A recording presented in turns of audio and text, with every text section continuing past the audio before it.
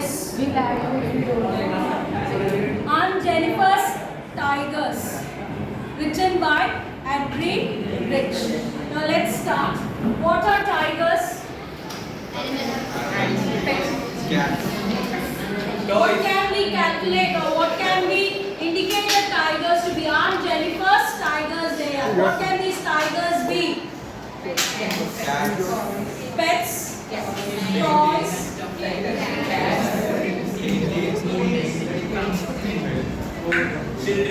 then children, then tigers can be the tiger itself.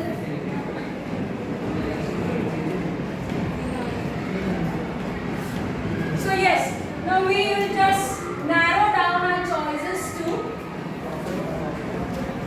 tiger. Now tiger, once again, we have seen tigers are kept as pets, isn't it? And people take tigers for a walk. Tigers, more than tiger, it is a leopard we see in the Middle East countries that are kept as pets. They are tamed and they are kept as pets there. So tigers also in certain countries they are kept as pets. Now, as I told you, tiger. Now let us see whether it is a real tiger or it is some imitation of the tiger.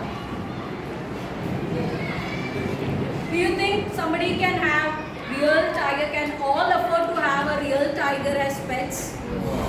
No, all cannot afford to have real tigers as pets, and keeping wild animal as pet is also not that common among people. Not everybody can have these wild animals tamed and as kept as pets. So what can be these tigers? What can these tigers be then if they are not real tigers?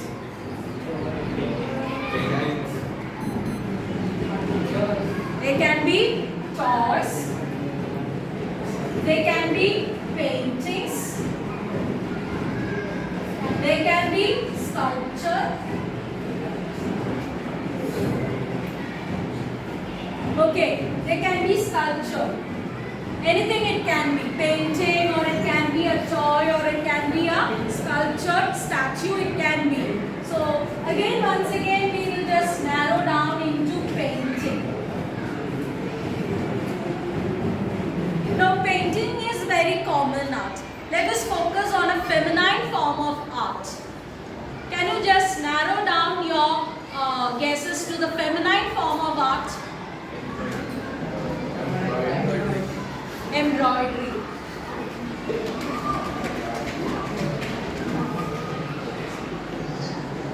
More of a feminine form of art. Embroidery is more of a feminine form of art. Now we can see that Aunt Jennifer is weaving tigers on a panel. She is weaving tigers on a panel. Now the fact is that she only keeps weaving tigers. Why only tigers? What do tigers represent? What do tigers represent? Bravery. Tigers represent freedom, bravery, strength, royalty, pride.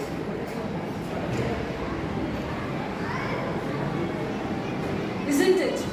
Tiger, immediately when we talk about tiger, they are known for their strength, or rather ferociousness of the tiger is also another aspect for which the tiger is noted for.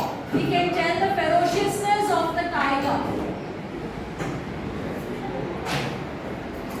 The ferociousness of the tiger also.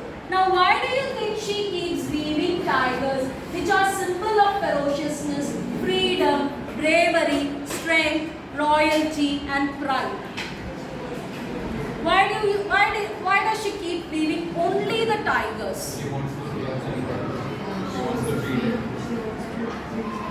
She wants to, maybe these animals are in contrast to her character. Maybe these tigers are in contrast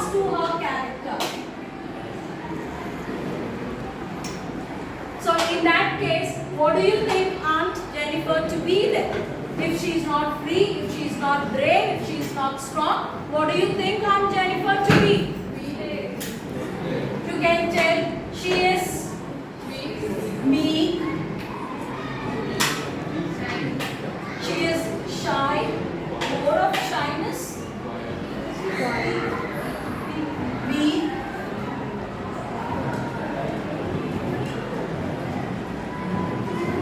She is timid. Then she is suppressed. Then when they are free, tigers are free, she is submissive, isn't it?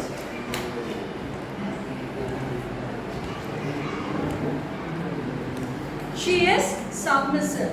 So we can analyze Aunt Jennifer to be in total contrast with the tigers that she is creating. Maybe her inner emotions or her inner self wants herself to be like a tiger, but unfortunately she is quite opposite of that. Now, what could be the reason why she is like that? Why she feels submissive or why she feels meek and weak? Why? What could be? We are talking about Aunt Jennifer. She might be under someone's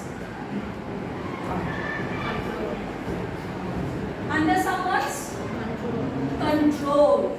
She can be under someone's control. Here, whose control most probably? Uncle's control. She is under uncle's control. Now, what gave the freedom for the uncle to control the aunt? Marriage.